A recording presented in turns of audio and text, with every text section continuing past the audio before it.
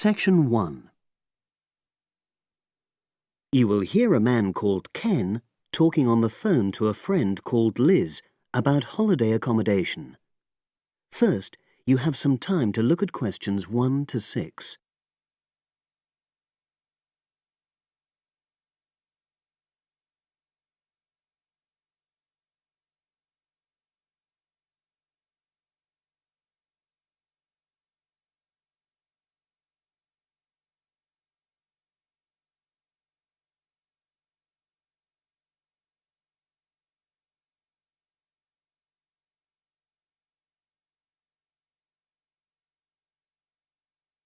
You will see that there is an example which has been done for you. On this occasion only, a conversation relating to this will be played first.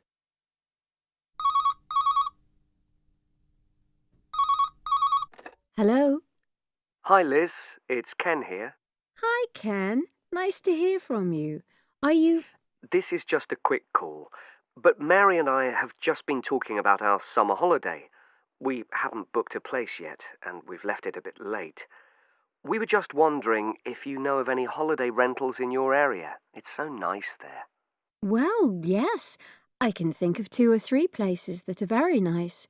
What dates have you got in mind? The 10th of July to the 22nd of July. Ken says that they need accommodation from the 10th to the 22nd of July. So the 10th to the 22nd of July has been written in the space. Now we shall begin. You should answer the questions as you listen because you will not hear the recording a second time. Listen carefully and answer questions 1 to 6.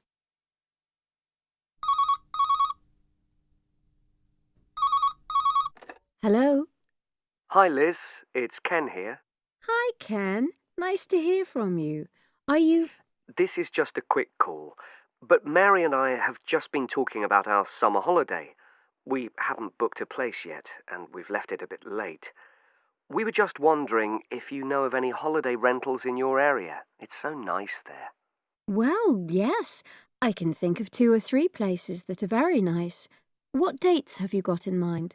The 10th of July to the 22nd of July. Oh, yes. That is quite soon, isn't it? Well, there's a place near here called Moonfleet. Is that MOONFLEET? That's right. It's quite a rural location, and it's next to the owner's house, but it's got fields all around it, so it's very pretty. Sounds okay. Can you tell me a bit more about it? Well, it's an annex to the owner's house, and it's an apartment with 2 bedrooms and an open-plan living area. Well, I like the sound of it. Is there anything we might not like about it? Well, it's quite a distance from the nearest shops, that's all. Okay. And... well, I'll tell Mary, but I don't think she'd mind that. Do you know how you book it? You have to book on the internet. There's a web address. It's www.summerhouses. One word. Yes, then .com. You'll be able to look at a photograph on that. Okay. And what about the others? Where are they? The second one I'm thinking of is called Kingfisher, and that's even more rural. It's a really beautiful location, in fact.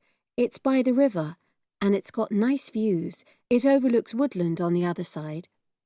Is that an apartment? No, it's a 3-bedroomed house, and that's got a dining room as well as a separate living room and a kitchen. But I expect it's more expensive. You'll have to check the prices. It's probably a bit bigger than we need, but our nephew might be joining us. We're not sure yet. How do you book Kingfisher? You have to phone the owner directly. Shall I give you the number? I've got it here in my phone book. It's 01752 669 218. Right. Before you hear the rest of the conversation, you have some time to look at questions 7 to 10.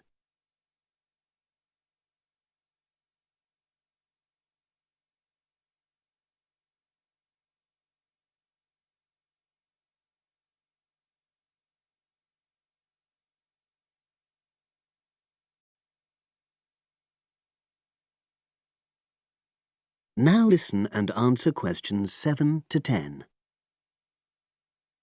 And you mentioned a third place? Yes, there's a house that my sister stayed in last year. It's called Sunnybanks. Nice name. And the location of that one is rather different. It's in the centre of a village, but it's a very small and quaint place. Did your sister like it? Oh, yes. It's by the sea, so her children really loved it.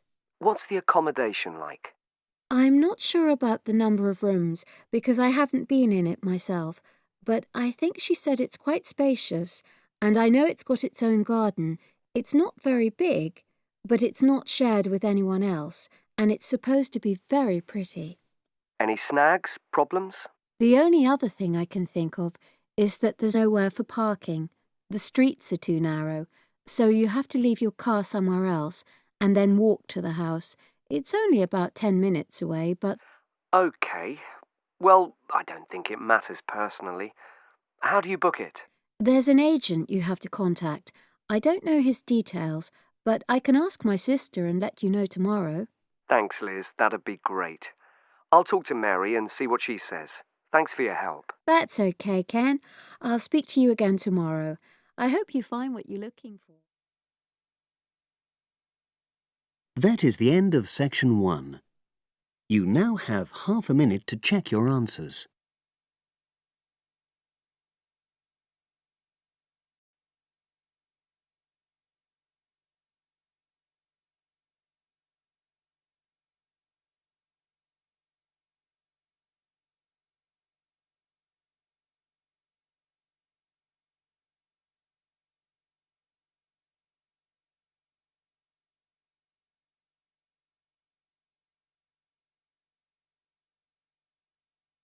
Now turn to section 2.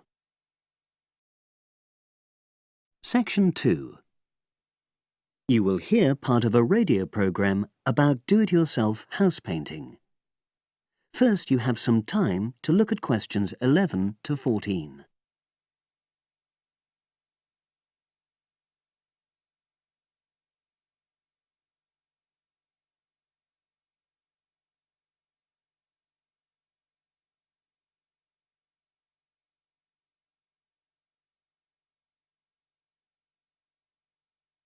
Now listen and answer questions 11 to 14.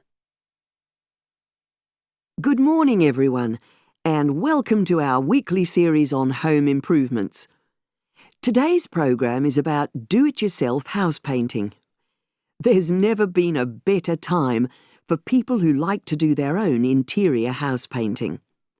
Although people still lead very busy lives, thanks to the availability of various new DIY materials, you can now decorate your home in a more efficient and a more environmentally friendly way.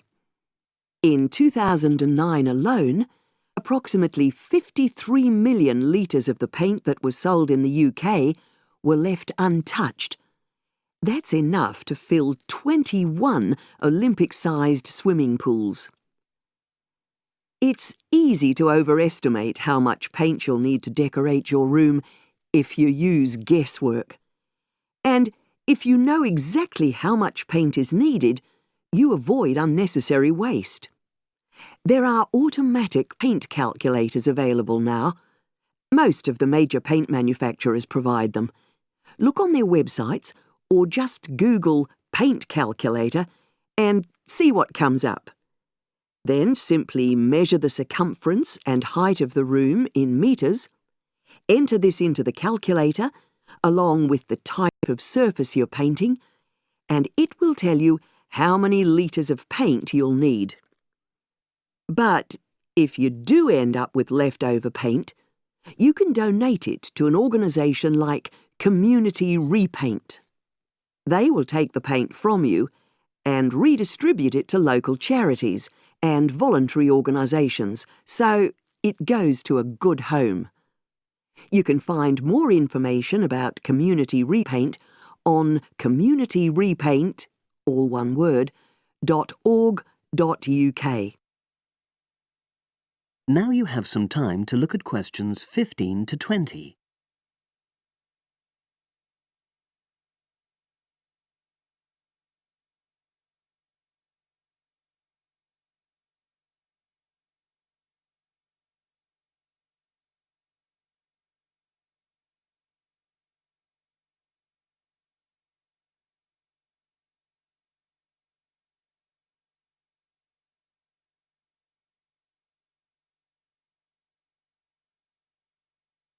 Now listen and answer questions 15 to 20.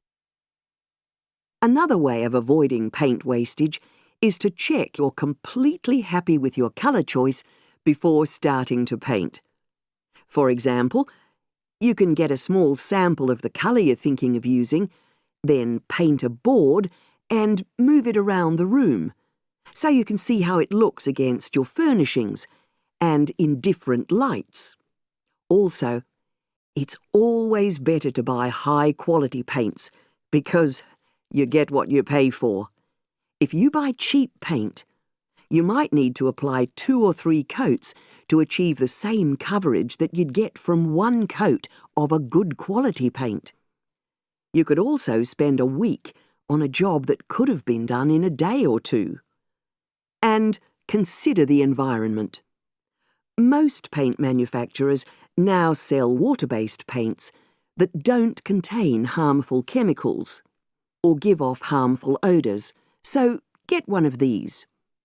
You can also buy paint that's packaged in recyclable containers. There's a lot more choice than there used to be. You can only do a good job which will last if you prepare the surfaces thoroughly before painting. In fact, in many ways, if you want to do a professional-looking job, this is more important than the painting itself. If there are any cracks or patches of loose plaster, painting over them won't solve the problem. Take the plaster out and fill the holes, allowing enough time for the new plaster to dry. And you won't get a smooth finish if the walls are dusty or greasy. So washing with water isn't enough. Use a solution of decorator's soap and rinse well with warm water afterwards. When you're ready to paint, we suggest you use a medium pile roller for walls and ceilings.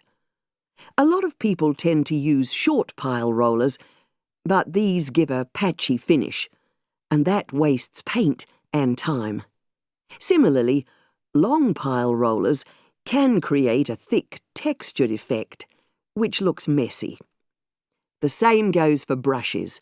The stronger the bristles, the easier they are to wash and reuse. And as you've chosen a water-based paint, clean your brushes with cold water, because it's more energy efficient that way. As you're decorating, keep transferring small amounts of paint into a tray and keep topping it up when you need to. This reduces the chance of it being contaminated by dust and pieces of dirt. And finally, water-based paint doesn't have a lingering smell, so that's not an issue anymore. But it's airflow rather than heat that helps the paint dry quicker. So, to help finish the job in the quickest time, leave your doors and windows open.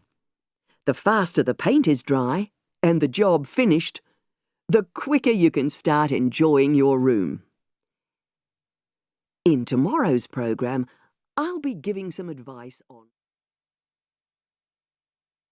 That is the end of section 2. You now have half a minute to check your answers.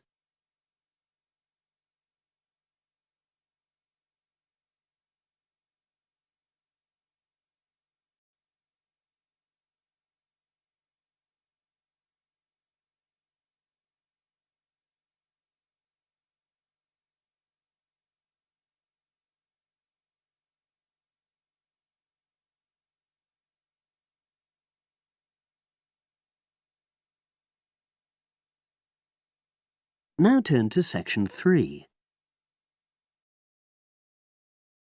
Section 3.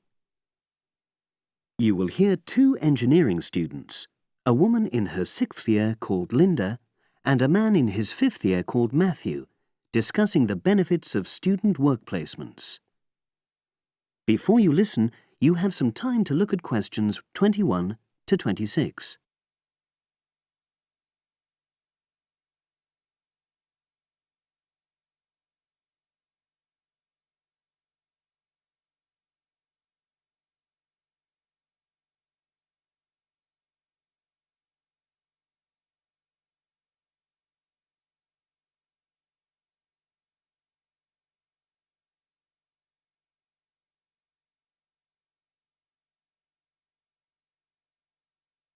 Now listen and answer questions 21 to 26. Hi, Linda. Can you spare a few minutes? Hello, Matthew. No problem. I just wanted to talk to you about temporary work placements. I've never really thought there was a good reason for doing one. I've got some savings, so I don't really need the money at the moment. But I've had an email from the university about a vacancy that looks quite interesting. You did a placement last year, didn't you? I did, yes. In my case, I wanted to find out if I was making the right career choice before I began applying for permanent jobs. I thought I wanted to work in car manufacturing, but I wasn't sure, so I applied to Toyota. What was the application process like? Lengthy. There were a lot of different parts to it. The dullest one was a psychometric test. You know, when you have to answer loads of questions about yourself. And you're trying to guess what's the best thing to say. Yes. Then there was an activity that we did in groups, which I found really fascinating. Engineers are renowned for being a bit unsociable, but I thought we made a great team. And we had an individual task too. We had to sort through various business documents and prioritize them. It was just like what you have to do as a student, really, just with different content. What exactly were you doing on the placement? I was helping to design some diagnostic software to identify any waste in the car assembly process. Do you mean waste of materials? No, time. Anything that can speed the process up helps to cut costs. How did the work placement compare to being a student? Was it hard work? Yes, it was. I'd had full-time work before. I've done various unskilled jobs during university holidays, and some of those involve long hours. So I thought I'd find it easy. I was wrong, though. I think when you're on placement, you're always trying to prove yourself. So you push yourself hard to succeed? Yes. But I got a lot of support from employers. They were always helpful.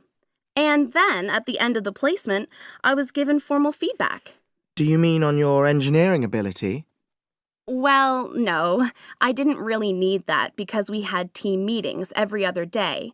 And so I had the chance to discuss technical issues and ask about anything that wasn't clear. The evaluation was about general workplace things, like organizational ability, initiative, that sort of thing. I get the impression you think you benefited from the placement. Well, the best thing is that they've offered me a job for next year. Depending on my exam results, of course, but still. A permanent one? Yes. But apart from that, I learned so much. The industrial environment was much more demanding than the academic one, so my general skills improved, like time management, meeting deadlines. And on the technical side, I learned new software packages, like MS Project. Well, I think you've convinced me that work placements are worthwhile, but while you're here, can you give me advice on something else? Before you hear the rest of the conversation, you have some time to look at questions 27 to 30.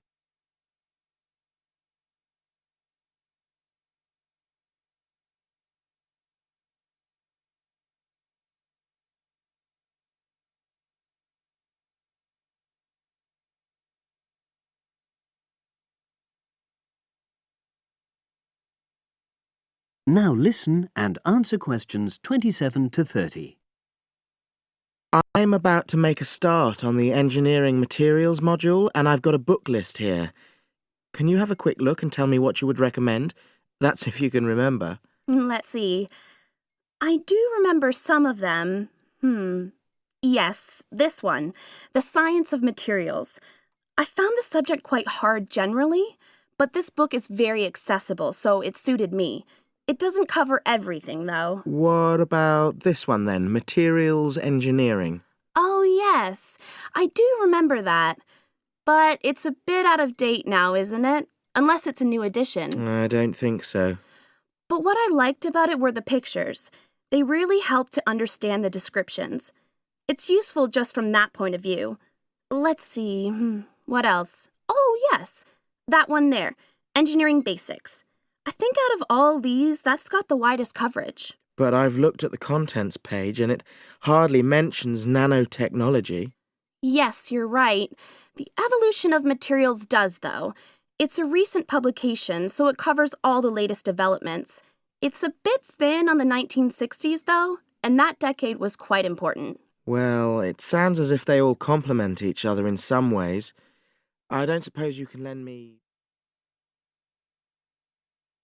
That is the end of section 3. You now have half a minute to check your answers.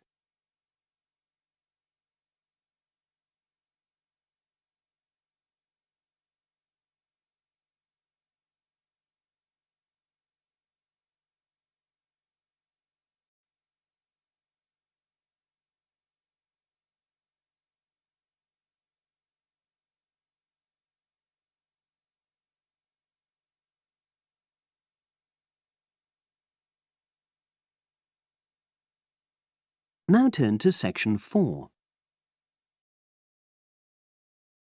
Section 4. You will hear a historian giving a presentation about techniques to identify the origin of handwritten books from the Middle Ages. First, you have some time to look at questions 31 to 40.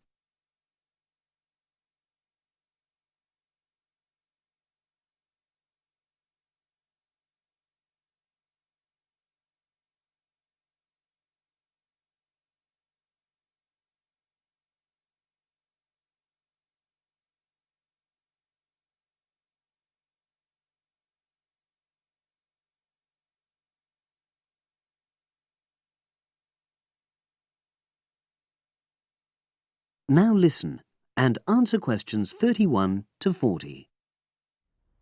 My presentation today is on how the science of genetics is being used to shed light on the origin of manuscripts, anything written by hand, produced in the medieval period, that is, the period between the 5th and 15th centuries AD.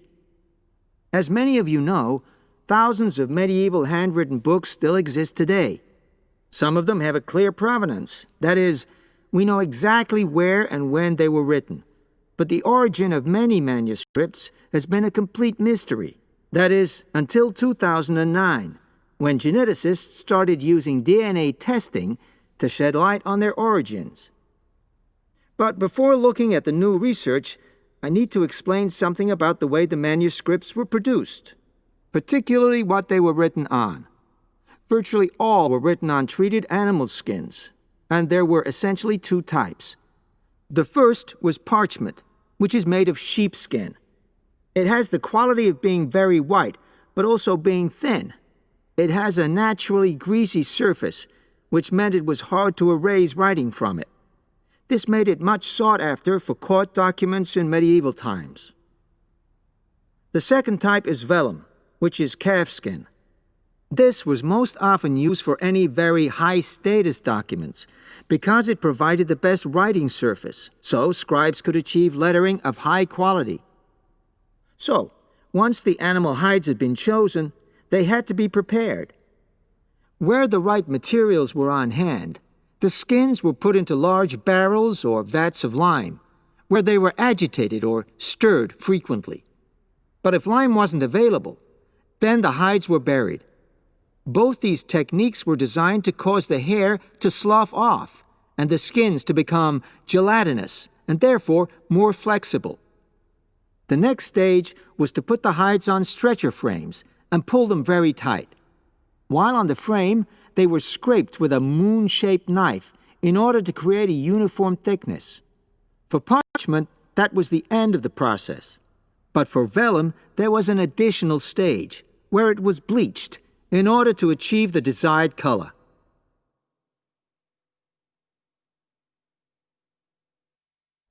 So, what does all this preparation mean for the quest to identify the origins of mystery manuscripts?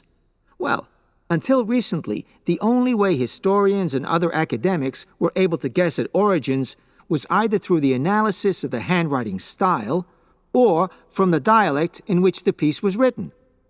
But these techniques have proven unreliable for a number of reasons. It was thus decided to try to look at the problem from a different angle, to start from what is known, that is, the small number of manuscripts whose origins we do already know.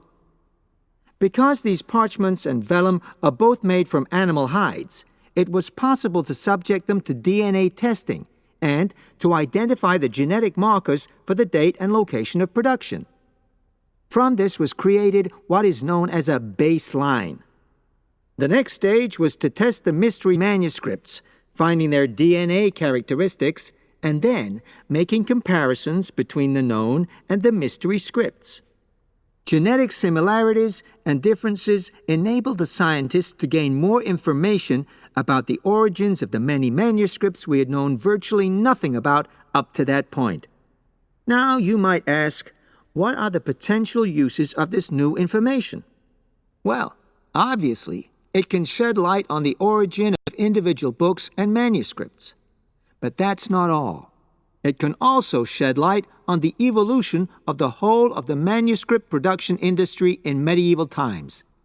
And because that was such a thriving business, involving very large-scale movements right across the globe, the new data in turn help historians establish which trade routes were in operation during the whole millennium. Now, if anyone has any questions... That is the end of section 4. You now have half a minute to check your answers.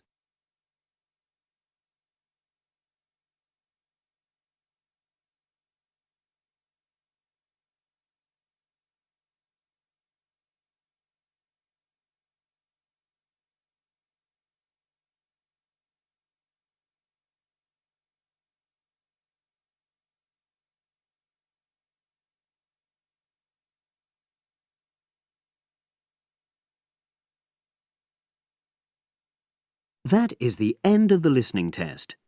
You now have 10 minutes to transfer your answers to the separate answer sheet.